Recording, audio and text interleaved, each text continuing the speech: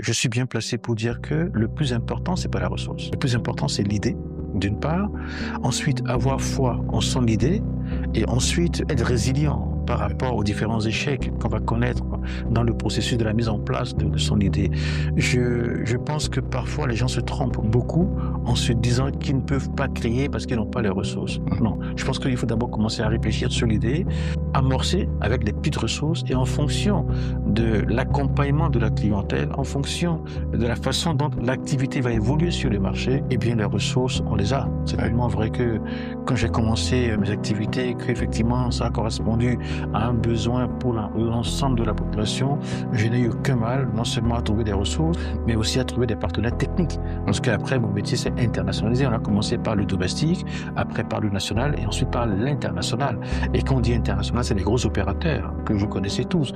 Et on a été en mesure de nouer de gros partenariats avec eux. Ça nous a permis de nous implanter dans la plupart des pays de la sous-région.